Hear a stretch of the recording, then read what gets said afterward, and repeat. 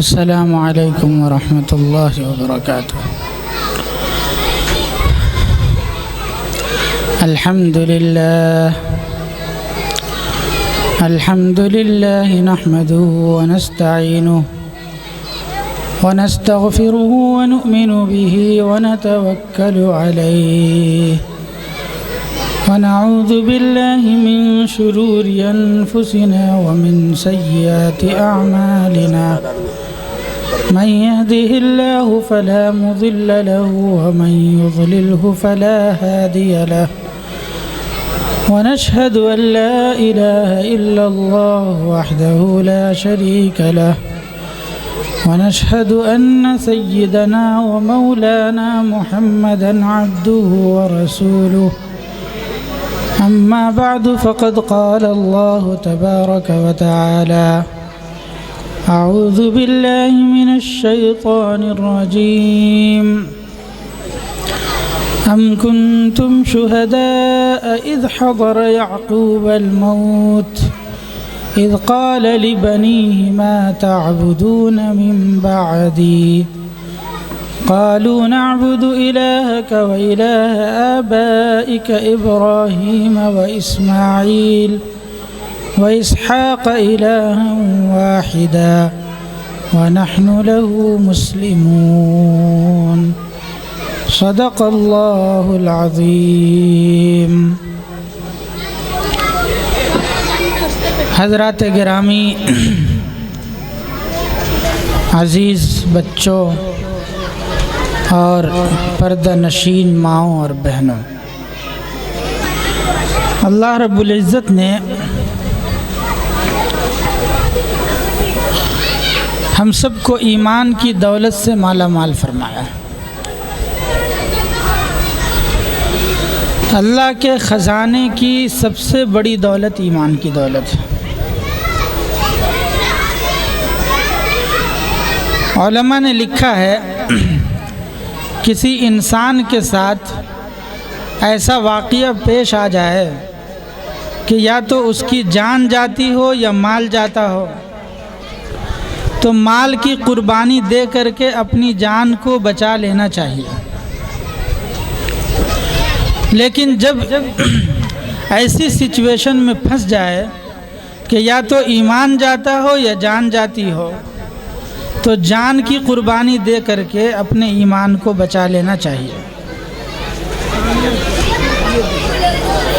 اس لیے کہ اللہ رب العزت کی نظر میں انسان کے ایمان کی زیادہ قیمت ہے، انسان کی جان سے زیادہ اس کے ایمان کی قدر و قیمت ہے۔ اس کی دلیل قرآن عظیم الشان میں ملتی ہے۔ حضرت موسیٰ اور حضرت خضر علیہم السلام یہ دونوں حضرات سفر کر رہے تھے، تو حضرت خضر علیہ السلام نے ایک بچے کو قتل کر دیا۔ موسیٰ علیہ السلام جو اللہ کے جلیل القدر پیغمبر تھے، انہوں نے حضرت خضر سے پوچھا اقتلت نفسا زکیۃ بغیر نفس لقد جئت شیئا نکرا، کہ آپ نے بغیر کسی وجہ کے ایک معصوم بچے کو قتل کر دیا، یہ تو بہت غلط کام ہے۔ انہوں نے اللہ کے دیے ہوئے علم کے مطابق جو جواب دیا، وہ جواب یہ تھا کہ اما الغلام فکان ابواہ مؤمنین فخشینا ان یرہقہما طغیانا وکفرا فأردنا أن يبدلهما ربهما خيرا منه زكاة وأقرب رحما، کہ اس بچے کو اس لیے قتل کیا گیا کہ یہ بچہ بڑا بننے کے بعد اپنے ماں باپ کے ایمان کے لیے خطرہ بننے والا تھا، اور بچے کے لاڈ پیار میں آ کر کے، بچے کی محبت میں آ کر کے ماں باپ اس بچے کے مذہب کو قبول کر لیتے اور اپنے ایمان کا سودا کر بیٹھتے۔ اللہ تعالیٰ کو یہ منظور نہیں ہوا کہ ان کے ماں باپ کا ایمان خراب ہو، اس لیے وقت کے ایک پیغمبر کو حکم دیا کہ اس بچے کو قتل کر دو۔ اور پھر اللہ تعالیٰ نے ان دونوں میاں بیوی کو ایک لڑکی دی، اور حضرت حکیم الامت مولانا اشرف علی تھانوی رحمۃ اللہ علیہ نے لکھا ہے کہ اس لڑکی کا نکاح ایک پیغمبر سے ہوا اور اللہ تعالیٰ نے اس کی نسل سے 70 نبیوں کو پیدا فرمایا۔ ایمان کی حفاظت اتنی اہم چیز ہے کہ اللہ تعالیٰ نے اس کی جان کی قربانی کو منظور کیا، لیکن ایمان ختم ہو جائے اس کو اللہ تعالیٰ نے منظور نہیں کیا۔ یہ جو مکاتب اس وقت ہمارے ارد گرد چلتے ہیں اور جن مکتبوں میں ہم اپنے بچوں کو تعلیم دینے کے لیے بھیجتے ہیں، اس وقت کی جو صورتحال ہے اس ملک کی، اس میں آپ صرف یہ مت سمجھیے کہ آپ کے بچے کو یہاں قرآن پڑھنا سکھایا جاتا ہے یا اردو کی زبان سکھائی جاتی ہے۔ نہیں، اللہ کو حاضر ناظر رکھ کر کے یہ کہتا ہوں، اللہ کی قسم اس وقت یہ مکاتب دینیہ ان بچوں کی ایمان کی حفاظت کا واحد ذریعہ ہے۔ اس کے علاوہ ان بچوں کے ایمان کی حفاظت کا کوئی راستہ نظر نہیں آتا۔ ماں باپ مصروف ہیں اپنی زندگی میں، باپ صبح سویرے کام پر نکل جاتا ہے، شام دیر سے واپس آتا ہے، بچے اس وقت سو چکے ہوتے ہیں، ماں کو فرصت نہیں ہوتی اسکول کی تعلیم، ٹیوشن، کلاسز کے لیے بھیجنا، بچوں کا ہوم ورک، پھر اس کے بعد ٹی وی سیریل اور ڈرامے کو دیکھنا، ان سب اوقات میں ان کا وقت صرف ہو جاتا ہے، اور بچوں کے تعلیم و تربیت پر، بچوں کے ایمان کی فکر، بچوں کے دین کی فکر، بچوں کی تربیت کی فکر آج کل ماں باپ کے پاس نہیں ہے۔ ایسے وقت میں اگر ان بچوں کی زبان پر کلمہ جاری ہے تو وہ ان مکتب کی برکت سے ان بچوں کی زبان پر قرآن مجید کے الفاظ جاری ہیں، اور یہ بچے قرآن مجید کی صورتیں پڑھتے ہیں، قرآن مجید کی تلاوت کرتے ہیں، تو یہ مکاتب دینیہ کی برکت ہے۔ شریعت اسلامیہ میں حالات کے اعتبار سے احکام اور مسائل میں تبدیلی ہوتی ہے۔ اس وقت ملک کے بہت بڑے عالم دین ہمارے استاد حضرت مولانا خالد سیف اللہ رحمانی صاحب، جو all India Muslim personal law board کے صدر ہیں، انہوں نے یہ بتایا ہے اور یہ لکھا ہے کہ اس وقت مدارس کا قیام یہ فرض کفایہ ہے، لیکن مکاتب کا قیام یہ فرض عین ہے۔ جیسے آپ کے ذمہ نماز فرض ہے، جیسے آپ کے ذمہ روزہ فرض ہے، ویسے آپ کے ذمہ مکتب کو قائم کرنا فرض ہے۔ کیوں؟ کیونکہ یہ مکتب سے ایمان کی حفاظت ہوتی ہے، اور اپنے بچوں کے ایمان کی فکر کرنا ایسے وقت میں جب ان کے ایمان پر ڈاکہ ڈالا جا رہا ہو۔ آپ سب کو پتہ ہے کہ موجودہ صورتحال میں اس ملک کے اندر نئی تعلیمی پالیسی لائی گئی ہے اور اس کو نافذ کرنے کی پوری کوشش ہے۔ ملک کے ماہر تعلیم، جو لوگ تعلیم میں ماہر ہیں، ان حضرات کا کہنا ہے کہ ان کا نصاب بھی اچھا ہے، نظام بھی اچھا ہے، لیکن ملک بھر میں اس نصاب سے اگر کسی کو خطرہ ہے تو وہ مسلمانوں کو خطرہ ہے کہ وہ بھارتی تہذیب کے نام پر اور بھارتی سلیبس کے نام پر اس نصاب کے اندر ان بچوں کو کفر پڑھائیں گے، شرک پڑھائیں گے، اور بھارتی ہونے کے ناطے ہمیں ہمارے بچوں کو وہ سب چیزیں پڑھنا پڑے گا۔ آپ ایسا نہیں کر سکتے کہ ان بچوں کو وہاں سے نکال لیں اور تعلیم نہ دلائیں۔ ایسا اگر آپ کریں گے تو آپ کے ہندوستانی ہونے پر اور آپ کے بھارتی ہونے پر سوال کھڑا کیا جائے گا اور آپ کو کسی اور ملک کا قرار دے دیا جائے گا۔ اب ایسی صورتحال میں جب آج ہمارے بچوں کو کالجز میں، اسکول میں سوریہ نمسکار پڑھنے پر مجبور کیا جاتا ہے، وندے ماترم پڑھنے پر مجبور کیا جاتا ہے، سرسوتی کی پوجا کرائی جاتی ہے، ایسے وقت میں اگر ہم ان مکاتب کے ذریعے سے اپنے بچوں کے دین کی اور ایمان کی فکر نہیں کریں گے تو ہمارے پاس دوسرا کون سا راستہ ہے؟ آپ سب کو پتہ ہے قرآن مجید میں اللہ تعالیٰ نے وقت کے ایک پیغمبر کا اور ان کی وفات کے وقت کی گفتگو کا تذکرہ فرمایا۔ حضرت یعقوب علیہ السلام، یہ حضرت یعقوب علیہ السلام حضرت ابراہیم حضرت ابراہیم علیہ السلام کے دو بیٹے تھے، ایک حضرت اسماعیل اور دوسرے بیٹے کا نام تھا حضرت اسحاق، یہ دونوں نبی ہیں۔ پھر حضرت اسحاق کے بیٹے کا نام حضرت یعقوب تھا، اور حضرت یعقوب کے بیٹے کا نام یوسف علیہ السلام تھا۔ تو یہ پورا نبوت کا گھرانہ ہے، حضرت ابراہیم نبی، ان کے دونوں بیٹے نبی، ان کے پوتے نبی، ان کے پڑپوتے نبی، پورا نبوت کا گھرانہ اور نبوت کا ماحول ہے۔ لیکن حضرت یعقوب تو حضرت یعقوب علیہ السلام اپنے بیٹے بیٹیوں کو، اپنے پوتے اور نواسیوں کو، اور ان سب کو بلاتے ہیں، اور بلانے کے بعد اپنی وفات سے تھوڑی دیر پہلے ان سے یہ سوال کرتے ہیں اور ان سے یہ کہتے ہیں ما تعبدون من بعدی، میرے بعد تم کس کی عبادت کرو گے؟ یعنی علماء نے لکھا ہے کہ اس وقت مصر کی جو صورتحال تھی وہ یہ تھی کہ مسلمان اس وقت اقلیت میں تھے اور غیر اس وقت اکثریت میں تھے، اور جہاں کہیں بھی مسلمان اقلیت میں ہو اور غیر اکثریت میں ہو تو اس بات کا خطرہ ہوتا ہے کہ یہ اقلیت اس اکثریت کے تابع ہو کر کے اپنے مذہب کو کھو دے گی اور اپنی تہذیب اور اپنی شناخت کو گم کر دے گی۔ انہوں نے سوال کیا میرے بعد تم کس کی عبادت کرو گے؟ سب نے کہا نعبد الہک و الہ آبائک ابراہیم و اسماعیل و اسحاق الہا واحدا، کہ ہم آپ کے جو معبود ہیں، ابراہیم کے جو معبود ہیں، اسحاق کے جو معبود ہیں، یعنی اللہ رب العزت کی عبادت اور بندگی کریں گے اور انہی کی عبادت کریں گے، ان کی ذات و صفات میں کسی کو شریک نہیں کریں گے۔ دیکھا آپ نے کن کو فکر ہے اپنی نسل کی؟ وقت کے ایک اولو العزم پیغمبر کو، جن کا گھرانہ نبوت کا ہے، کیا ان کے گھرانے سے یہ امید کی جا سکتی تھی کہ یہ لوگ بھی کسی وقت کفر و شرک میں مبتلا ہو سکتے ہیں؟ تو ان کے مقابلے میں ہمارے گھروں کا ماحول کیا ہے؟ ہمیں کس درجہ فکر کرنے کی ضرورت ہے اپنی اولاد کی، اپنی نئی نسل کی۔ حضرت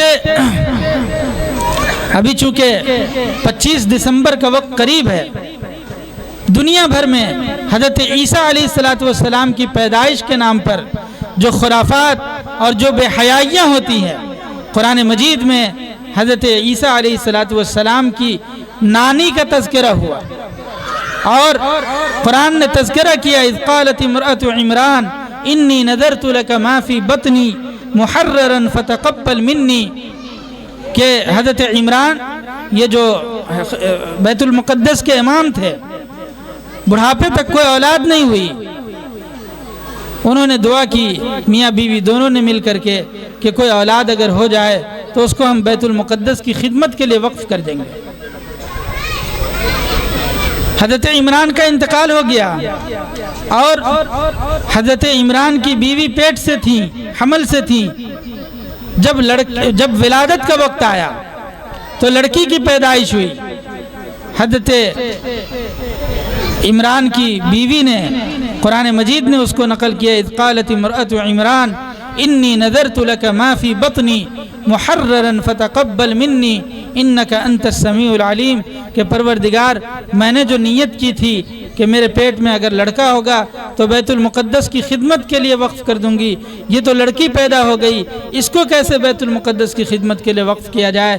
تو اللہ تبارک و تعالی نے اس کا انتظام فرمایا، اور بچی کے پیدائش کے وقت ہی ان کی زبان سے جو جملہ نکلا ہے وہ جملہ یہ ہے کہ انی اعیدها بک وذریتها من الشیطان الرجیم، کہ اللہ میں اس بچی کو اور اس کی آنے والی نسل کو، اس بچی کو اور اس کے آنے والی نسل کو میں تیری حفاظت میں دیتی ہوں، تیرے پناہ میں دیتی ہوں کہ تو شیطان مردود سے ان کی حفاظت فرما۔ اور بچی کے پیدائش کے بعد سب سے پہلا جملہ جو ان کی زبان سے نکلا ہے، حضرت مریم کی والدہ کی زبان سے، وہ رب کا لفظ ہے۔ بغیر اللہ کی شدید محبت کے، اللہ کے شدید تعلق کے بغیر رب کا لفظ زبان سے نہیں نکل سکتا۔ اور اسی وقت سے ان کو فکر ہے کہ وہ اپنی اور اپنے آنے والی نسل کی شیطان مردود سے حفاظت کی فکر کر رہی ہیں۔ اور تب جا کر کہ حضرت مریم کے کوکھ سے اللہ تعالیٰ نے اپنی قدرت کی ایک نشانی حضرت عیسیٰ علیہ السلام کی شکل میں پیدا فرمایا۔ قرآن مجید میں کہا گیا ان مثل عیسیٰ عند اللہ کمثل آدم، کہ عیسیٰ کی مثال اللہ تعالیٰ کی نظر میں ایسی ہے جیسے آدم کی مثال، خلقہ من تراب، کہ ان کو اللہ نے مٹی سے پیدا کیا اور ان کو بغیر باپ کے پیدا کیا۔ اللہ کی قدرت کی نشانی۔ تو میرا عرض کرنے کا مقصد یہ ہے کہ ماں باپ کو شادی کے وقت سے ہی اس بات کے لیے فکر مند ہو جانا چاہیے کہ ہماری شادی کا مقصد صرف اپنی خواہشات کو پورا کرنا نہیں ہے، بلکہ ہمارے نکاح کا مقصد ایک آنے والی نسل کی حفاظت ہے، آنے والے نسل کی تربیت ہے۔ پورا ایک جنریشن ہے، اس کی حفاظت اور تربیت کا انتظام، یہ اولین مقصد ہے نکاح کا۔ اسی لیے کہا گیا کہ تنکح المرأة لأربعین، عورت سے نکاح کیا جاتا ہے 4 باتوں کی وجہ سے، لحسنہا یا لجمالہا، اس کی خوبصورتی کی وجہ سے، اس کے مال کی وجہ سے، لحسبہا، اس کے خاندان کی وجہ سے، ولدینہا، اور اس کی دینداری کی وجہ سے۔ شریعت اسلامیہ میں حکم ہے فاظفر بذات الدین تربت یداک، کہ دین والی کو ترجیح دو، اس کے ذریعے سے کامیابی حاصل کرو۔ تو دیندار کو ترجیح دینے کے لیے کیوں کہا گیا؟ ماں دیندار ہوگی تو بچے کی تربیت ہوگی، ماں دیندار نہیں ہوگی تو بچے کی تربیت نہیں ہوگی۔ ماؤں کو دیندار ہونا چاہیے۔ یہاں سے اسلام جو ہے بچوں کی تربیت کی فکر کرتا ہے کہ نکاح کے وقت لڑکی کا جب انتخاب ہو تو لڑکی ایسی ہونی چاہیے جس کا تعلق دین سے ہو، صوم و صلاۃ کی پابند ہو، اس کے اخلاق و کردار اچھے ہوں، وہ حیا والی ہو، وہ پاکیزہ ہو، اس کے کردار سے حیا کی خوشبو آتی ہو، ایسی لڑکی کا انتخاب نکاح کے لیے کرنا چاہیے۔ کیونکہ ماں کی گود یہ بچے کے لیے پہلا مکتب ہوتا ہے، پہلا مدرسہ ہوتا ہے، بچے وہیں سے سیکھتے ہیں۔ ہمارے بزرگوں کے بہت سے واقعات ہیں۔ حضرت شیخ الحدیث مولانا زکریا صاحب رحمۃ اللہ علیہ کے والد ماجد مولانا یحییٰ صاحب رحمۃ اللہ علیہ، ان کے بارے میں آتا ہے کہ جب انہوں نے دودھ پینا چھوڑا تھا اپنی ماں کا تو قرآن مجید کے 2.5 پارے کے حافظ تھے۔ کیوں؟ کیونکہ دودھ پلاتے ہوئے ان کی ماں قرآن مجید کی تلاوت کیا کرتی تھی۔ تو آج اگر ہم اپنے بچوں کی تربیت کی فکر کریں گے تو ہمارے بچے بھی کسی قابل بنیں گے، قوم کے رہبر اور رہنما بنیں گے۔ لیکن اگر ہم اپنے بچوں کی فکر نہیں کریں گے، ان کی تربیت نہیں کریں گے، تو پھر ہمارے بچے وہ قوم کے رہبر اور رہنما نہیں بن سکتے۔ اللہ تعالیٰ نے نیک بندوں کی اور رحمان کے بندوں کی صفات بیان کرتے ہوئے قرآن مجید میں ارشاد فرمایا والذین یقولون ربنا هب لنا من ازواجنا وذریاتنا قرۃ اعین، کہ جو نیک بندے ہوتے ہیں وہ اللہ تعالیٰ سے دعا کرتے ہیں صرف اولاد کے حصول کے لیے نہیں کہ اللہ اولاد دے، پتہ چلا اولاد ہوئی لیکن نافرمان ہوئی تو ماں باپ کے لیے کتنی تکلیف کا باعث ہوتا ہے۔ تو صرف اولاد نہیں چاہیے، اولاد ایسی ہو جو آنکھوں کی ٹھنڈک بن سکے، جس کو دیکھے تو آدمی خوش ہو۔ اور کس طرح کی اولاد کو دیکھنے سے خوشی ہوتی ہے؟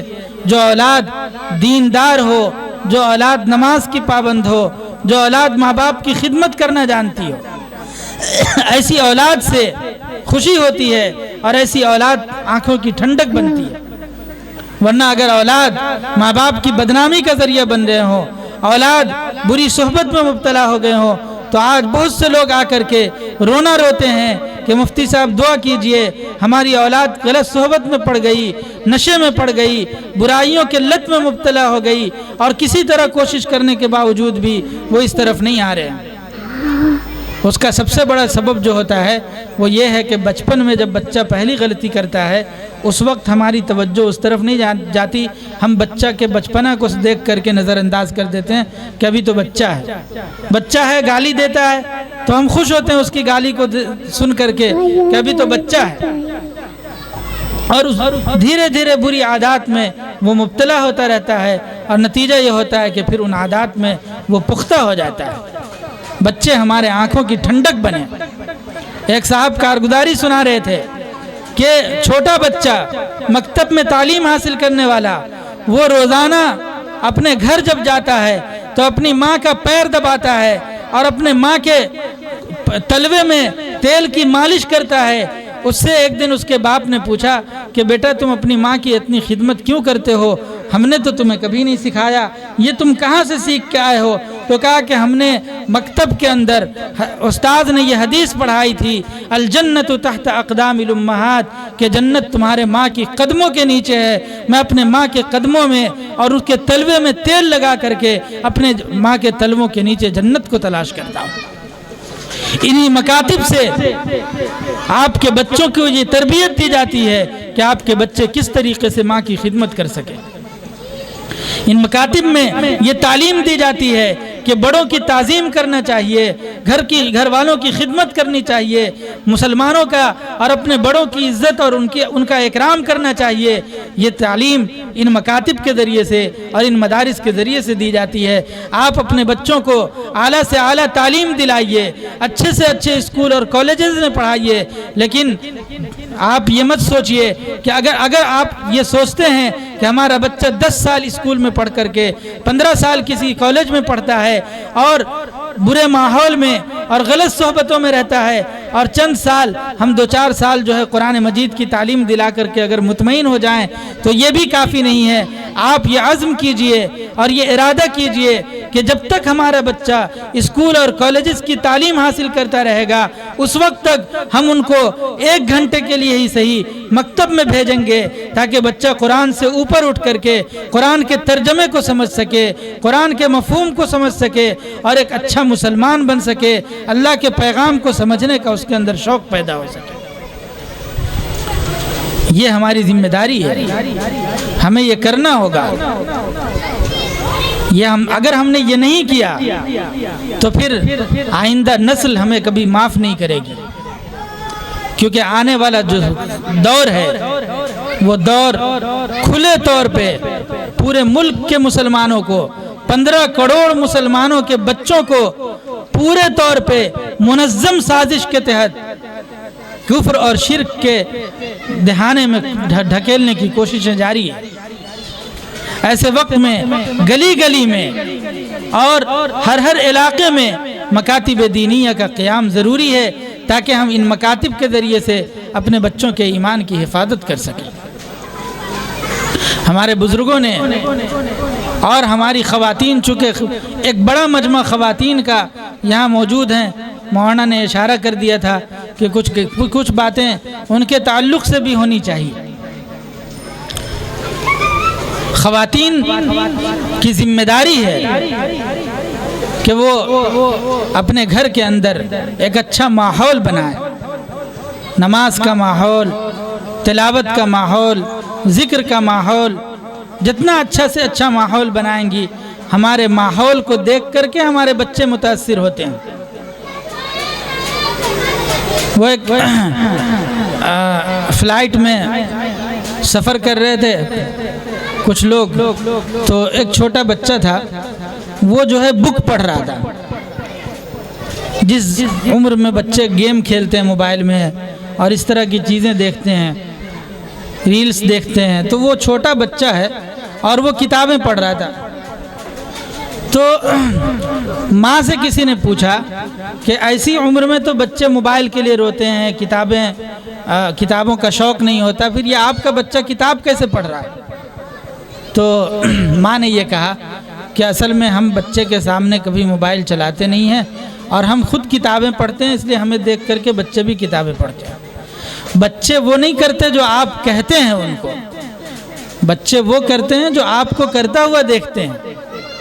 آپ اپنے بچوں کے سامنے اگر جھوٹ بولیں گے، کوئی دروازے پہ آیا، آپ نے بچے کو سکھا کے بھیج دیا کہ کہہ دو کہ ابو نہیں ہیں، اس بچے کے ذہن میں، اس کے دل و دماغ میں اسی دن جھوٹ کی قباحت نکل گئی اور وہ یہ سمجھ گیا کہ جھوٹ کوئی بری چیز نہیں ہے، اگر بری چیز ہوتی تو ہمارے ابا اس کی تعلیم تھوڑی دیتے۔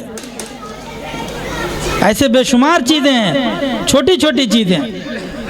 میرے سامنے ایک صاحب نے اپنے چھوٹے بچوں کو آئس کریم دلایا، 2 بچے تھے ان کے، تو ایک بچے نے آئس کریم کھا لیا، جلدی سے اپنا کھا کر کے دوسرے کا چھین کر کے کھانے لگا۔ تو میاں بیوی دونوں خوش ہو رہے ہیں کہ وہ بچہ جو ہے آئس کریم چھین کر کے کھا رہا ہے اس کی ذہانت پر۔ میں نے کہا یہ ذہانت نہیں ہے۔ اگر آج آپ نے اس بچے کو نہیں سکھایا کہ دوسرے کا حق چھیننا اور دوسرے کا حق کھانا بری بات ہے، آپ نے ان کو ایثار اور ہمدردی کی تعلیم نہیں دی کہ ہمیں تو یہ چاہیے کہ ہم اپنے حصے میں سے دوسرے کا خیال رکھیں، نہ یہ کہ ہم دوسرے کا چھین کر کے کھائیں۔ اگر آج آپ نے یہ سبق پڑھا دیا، اس کے دل پر نقش ہو جائے گا، اور یہ بڑا بننے کے بعد پھر جو ہے ایثار اور ہمدردی کی مثال قائم کرے گا۔ لیکن اگر آج ہی سے اس نے دوسرے کے حق کو چھیننا سیکھ لیا تو یہ آئندہ چل کر کے کبھی کامیاب نہیں ہو سکتا۔ یہ بظاہر چھوٹی چھوٹی چیزیں ہیں، لیکن ان چھوٹی چھوٹی چیزوں پر اگر دھیان دیا جائے اور بچوں کی تربیت کی فکر کی جائے تو پھر ایک اچھا معاشرہ بنے گا، ایک اچھا ماحول بنے گا۔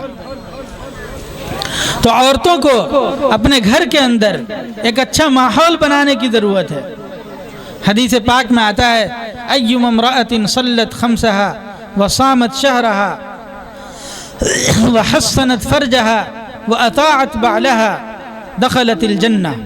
جو عورت 5 وقت کی نماز پڑھے گی اور رمضان کے مہینے کا روزہ رکھے گی، اپنے شوہر کی اطاعت اور فرما برداری کرے گی اور اپنی عزت کی حفاظت کرے گی، وہ جنت کے جس دروازے سے چاہے گی جنت میں داخل ہو جائے گی۔